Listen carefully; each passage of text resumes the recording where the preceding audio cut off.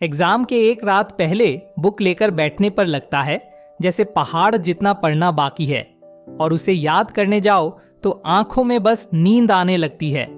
बहुत लोग मुझसे बार बार पूछते हैं, भैया बहुत मेहनत करके याद तो कर लेते हैं, लेकिन अगले दिन सुबह उठते ही सब दिमाग से एकदम गायब हो जाता है। क्लास के टॉपर ऐसा क्या जादू जानते हैं कि वे एक बार पढ़ते ही सब बिल्कुल वैसे ही याद रख पाते हैं? आज मैं तुम्हें वो अनजाना और सीक्रेट तरीके बताऊंगा।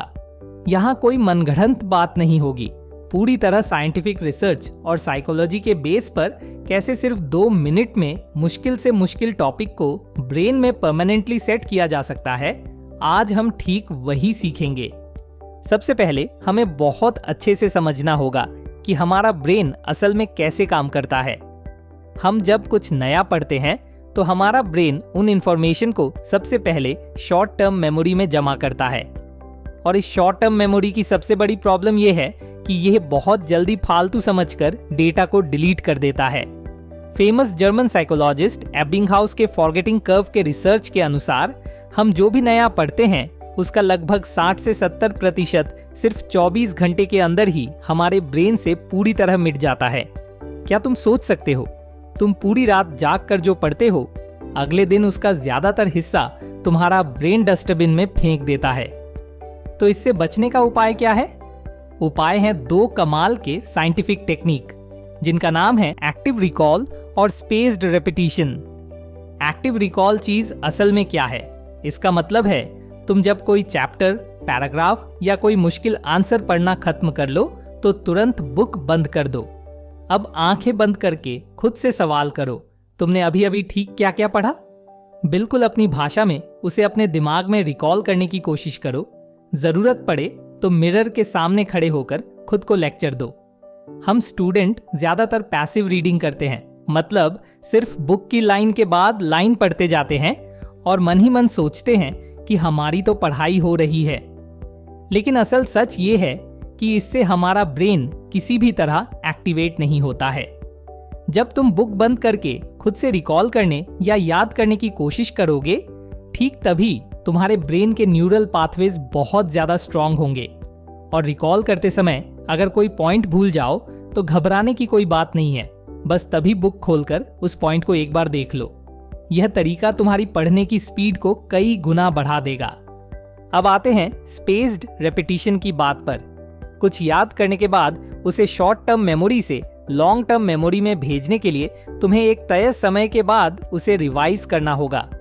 मान लो तुमने आज कोई मुश्किल टॉपिक याद किया, ठीक 24 घंटे बाद उसे फिर से एक बार रिवाइज करो। इसके बाद 3 दिन बाद, फिर 7 दिन बाद और आखिर में 14 दिन फिर से बाद। इस मेथड को फॉलो करने पर तुम चाहकर भी कोई पढ़ाई नहीं भूल पाओगे, क्योंकि बार बार सिग्नल मिलने की वजह से तुम्हारा ब्रेन बहुत अच्छे से समझ जाएगा कि यह इंफॉर्मेशन तुम्हारे लिए बहुत इंपॉर्टेंट है और इसे किसी भी हालत में डिलीट नहीं किया जा सकता। इसके साथ तुम फ्लैश कार्ड्स का यूज कर सकते हो। मार्केट से कुछ छोटे छोटे कार्ड खरीद लाओ या कॉपी के कागज काट लो। कार्ड के एक तरफ कोई सवाल या मुश्किल टर्म लिखो और दूसरी तरफ उसका आंसर। जब भी टाइम मिले उन कार्ड को लेकर खुद का टेस्ट लो। जिन कार्ड का आंसर आसानी से दे पाओगे उन्हें एक तरफ रख दो, और जो मुश्किल लगे उनकी बार बार प्रैक्टिस करो। एक ही जैसे कुछ डिजिटल ऐप भी हैं जो इस काम में तुम्हारी बहुत मदद कर सकते हैं। फ्लैश कार्ड्स के जरिए स्पेस्ड रेपिटिशन और एक्टिव रिकॉल दोनों एक साथ करना पॉसिबल हो जाता है। एक और बहुत ही काम का तरीका है चंकिंग।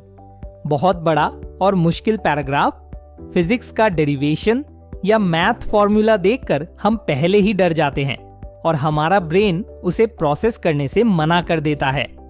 चंकिंग मेथड में तुम्हें यह बड़ी पढ़ाई को छोटे छोटे 3 से 4 हिस्सों में बांट लेना होगा। मान लो 10 लाइन का एक बहुत बड़ा पैराग्राफ है। तुम पहले ही पूरा ना पढ़कर पहली 3 लाइन 2 मिनट फोकस के साथ पढ़ो और एक्टिव रिकॉल करो। इसके बाद की 3 लाइन फिर से 2 मिनट में पढ़ो, ऐसे ही पूरा खत्म करो। एक साथ पूरा याद करने के बजाय छोटे छोटे चंक में बांट लेने से हमारे ब्रेन का कॉग्निटिव लोड बहुत कम हो जाता है और ब्रेन बहुत आसानी से उसे ग्रहण कर पाता है। इसके साथ ही मेथड ऑफ लॉकी या मेमोरी पैलेस टेक्निक का तुम आसानी से यूज कर सकते हो। ये तुम्हारे किसी बहुत जाने पहचाने जगह या कमरे की अलग अलग चीजों के साथ पढ़ाई के मुश्किल पॉइंट्स को लिंक करना है। मान लो तुम 5 इंपॉर्टेंट पॉइंट्स याद कर रहे हो। पहले पॉइंट को अपने कमरे के दरवाजे के साथ इमेजिन करो, दूसरे पॉइंट को अपनी स्टडी टेबल के साथ और तीसरे को अपने बेड के साथ। इस तरह जानी पहचानी जगह के साथ मुश्किल इंफॉर्मेशन को लिंक करने पर एग्जाम हॉल में बैठकर आंखें बंद करके अपने कमरे के बारे में सोचने पर ही एक के बाद एक चीजें ऑटोमेटिक याद आ जाएंगी।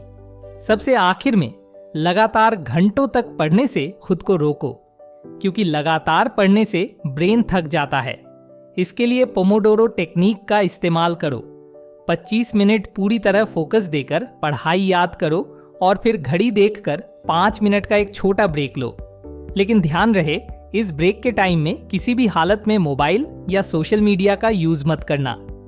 बस थोड़ा टहल लो, पानी पियो या डीप ब्रीदिंग करो। यह तरीका तुम्हारे फोकस लेवल को हमेशा पीक पर रखेगा और पढ़ाई में बोरियत नहीं आने देगा। इसके अलावा ब्रेन का मेमोरी पावर बढ़ाने के लिए सही नींद बहुत जरूरी है।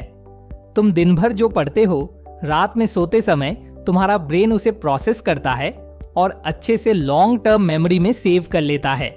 इसीलिए एग्जाम से पहले रात भर ना जागकर रोजाना कम से कम 7 से 8 घंटे सोने की आदत डालो। याद रखो, पढ़ाई याद करना कोई पैदाइशी जादू नहीं है, ये एक प्योर साइंस है। टॉपर अनजाने में या जानबूझकर इन मेथड को फॉलो करते हैं, इसीलिए वे दूसरों से आगे रहते हैं। तुम भी आज से गधों की तरह पैसिव रीडिंग छोड़कर active recall, spaced repetition, chunking और पोमोडोरो टेक्निक का यूज करना शुरू करो। पहले कुछ दिन तुम्हारा ब्रेन थोड़ा रोकेगा, थोड़ी परेशानी होगी, लेकिन ठीक 1 हफ्ते बाद तुम खुद हैरान रह जाओगे अपनी मेमोरी पावर और रिकॉल करने की स्पीड देखकर। आज का यह वीडियो अगर तुम्हारे थोड़ा भी काम आया हो तो अपने दोस्तों के साथ शेयर करना बिल्कुल मत भूलना और कमेंट करके अभी बताओ कि इनमें से कौन सी टेक्निक तुम आज से अपनी स्टडी टेबल पर अप्लाई करने जा रहे हो। तुम्हारे अच्छे फ्यूचर के लिए बहुत सारी शुभकामनाएं। मिलते हैं अगले वीडियो में।